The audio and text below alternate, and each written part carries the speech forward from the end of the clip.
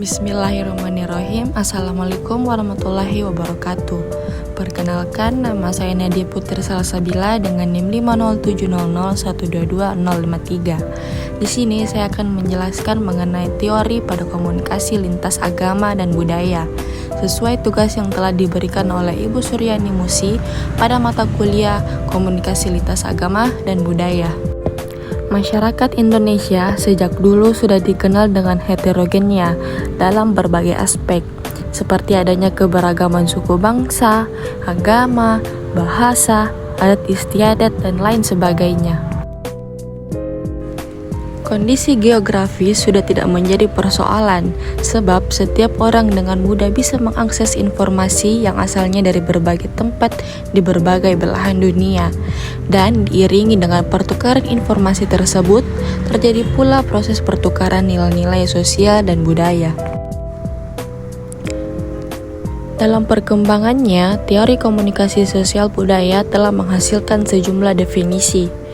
Hakikat dari komunikasi antar budaya ini merupakan kegiatan yang terjadi dalam berkomunikasi pada setiap individu dengan individu lainnya, sehingga terbentuknya kemudahan dan pemahaman pada perbedaan-perbedaan budaya yang ada. Adapun fungsi komunikasi budaya antara lain yaitu sebagai penanda identitas sosial, sebagai integritas sosial, dan menambah pengetahuan yang belum kita ketahui sebelumnya.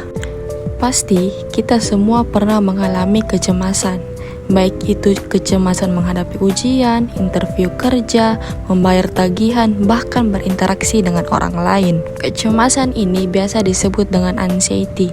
Anxiety merupakan perasaan tak enak, tegang, khawatir, gelisah yang dirasakan oleh seseorang. Nah, teori yang pertama yaitu teori anxiety atau uncertainty management theory. Anxiety ini menciptakan motivasi untuk berkomunikasi, dan apabila dikelola dengan baik, maka bisa menciptakan suatu komunikasi yang efektif dan bersifat dinamis dan cenderung menurun apabila kita telah merasakan nyaman dengan orang lain.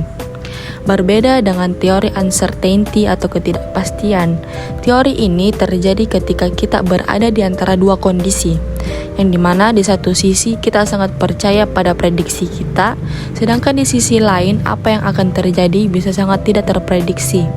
Ketidakpastian ini akan dirasakan dengan lebih besar apabila berkomunikasi dengan orang asing dibandingkan dengan anggota in-group kita sendiri. Kemudian ada teori pengurangan ketidakpastian atau uncertainty reduction theory. Teori ini memprediksi dan menjelaskan apa saja yang terjadi dalam perjumpaan-perjumpaan awal.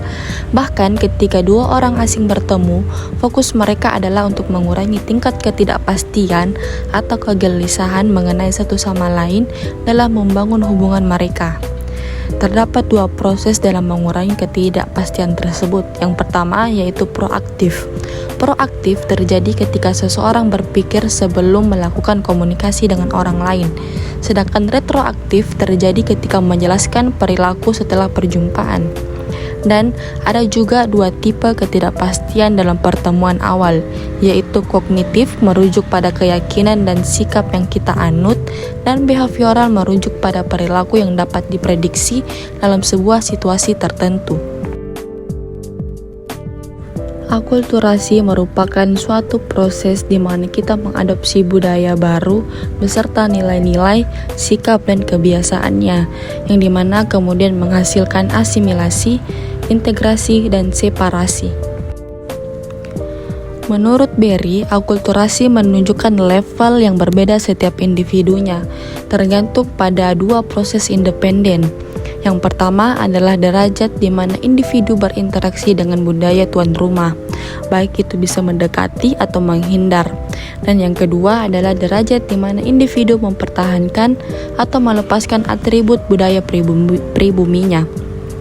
Sedangkan pada teori kultur shock ini merupakan proses ketidaknyamanan psikis maupun fisik yang timbul akibat seseorang masuk dan mengalami kontak dengan budaya lain.